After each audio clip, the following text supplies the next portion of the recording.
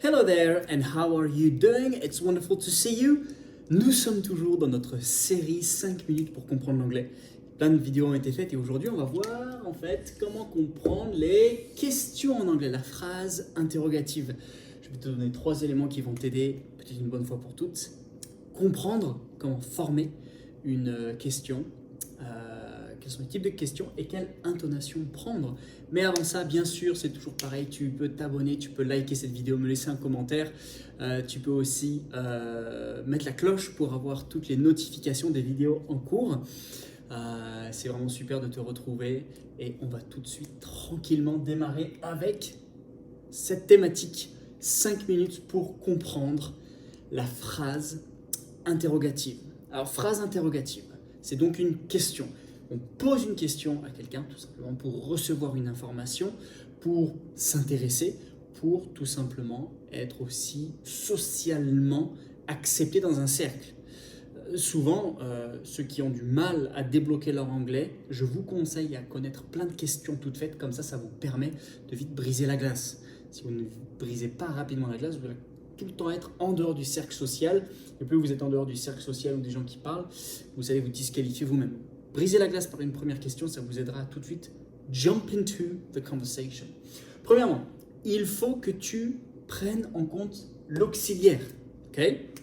Si jamais je te dis I love Scotland. Bon, voilà, c'est pas du tout subjectif, pas du tout. Ça, c'est une phrase affirmative. Si on veut poser une question, on va devoir aller chercher un auxiliaire. Il n'est pas dans la phrase auxiliaire ici. Ici, si je veux poser la question, c'est Do you love Scotland? Tu dois avoir ton auxiliaire. Les auxiliaires, c'est quoi? Tu as do, tu auras be, tu auras have et tu auras aussi les modos. Ben oui. Alors, si tu veux savoir exactement comment comprendre les modos, je vais tout simplement t'inviter à regarder la vidéo 5 minutes pour comprendre les modos qui fait partie de cette série. Mais il nous faut absolument un auxiliaire, d'accord? Si jamais je te dis are you okay? Are est ton auxiliaire. Tu as sujet, auxiliaire, on inverse auxiliaire, sujet. Are you? Do you? Have you? Il faut que ton auxiliaire prenne la première place dans la plupart des temps. On va d'abord rajouter une 4e chose sur les questions. Auxiliaire, c'est la première chose, il faut absolument que ce soit là. Il y a 2 types de questions. Il y a des questions ouvertes, et tu l'auras compris, des questions fermées. Les questions ouvertes, c'est ce qu'on appelle les WH questions. Je vais revenir sur cette question, sur cela ici. Et les questions fermées, c'est les yes, no questions. C'est quoi la différence? Quand tu poses une question fermée, la personne va te répondre par oui ou par non. Par exemple, si jamais je te dis Are you okay today? Est-ce que ça va aujourd'hui? Tu veux me dire quoi? Yes ou no? Mais une question ouverte est une question qui va nécessiter plus qu'un oui ou non, va devoir donner une information. Par exemple, si je te dis How old are you? Qui veut dire quel âge as-tu? How old are you? Tu peux pas me dire yes, no. Tu es obligé de me donner une information. Résultat, ce qu'on appelle les WH parce que là, c'est ce qu'on appelle les mots interrogatifs. Et on va voir ça juste après les mots interrogatifs. Mais enfin bon, 2 types de questions, yes, no questions, WH questions.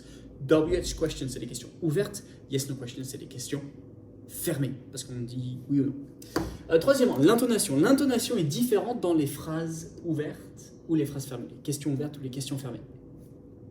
L'intonation va être soit ascendante, soit descendante. L'intonation, c'est le ton de ta voix. Si jamais je te dis « Bonjour, ça va ?» tu vois que ma voix monte. Si jamais je te dis « Bonjour, ça va ?» tu vois que ma voix baisse. C'est exactement pareil pour les questions. Il y a une question qui demande que ta voix augmente. Il y a une type de question qui demande que ta voix, qui requiert ta voix qui baisse. Alors lequel, à ton avis? Quand on dit Are you okay? Are you okay? La voix augmente. Donc les yes no questions, le ton de ta voix va augmenter. Mais si je te demande ton âge, How old are you? How old are you? quand on est avec un mot interrogatif, et le ton de ta voix va baisser. Okay, le ton de ta voix baisse avec un pronom interrogatif. C'est bon là-dessus? Alors, pronom interrogatif, les mots interrogatifs, c'est quoi? Comme ça, tu sais quand ta voix doit baisser. Alors, je ne sais pas si on va voir au tableau, mais il y a donc what, c'est quoi? Tu veux savoir quelque chose? Why, pourquoi? How, comment? Tu veux savoir how much, combien? How old, quel âge? Where, c'est un lieu, où? Who, c'est pas un lieu, c'est une personne, c'est qui? How much, how many? Là, tu as les principaux. When, quand? When, quand? Donc, what, quoi? Why, pourquoi? How, comment? Where, où? Who, qui? When, quand? Voilà tout ce que tu dois savoir sur la phrase interrogative pour enfin la maîtriser. Mets-moi dans le texte si tu as des questions, si je dois aller un peu plus loin sur cette thématique-là, ou est-ce que j'ai couvert en 5 minutes, je sais pas si ça fait 5 minutes la vidéo, parce que moi je te parle, je ne vois pas le timing, mais j'espère que ça t'a plu. Je te retrouve la semaine prochaine pour la dernière vidéo sur 5 minutes pour comprendre la langue anglaise. I'll speak to you soon. Bye bye!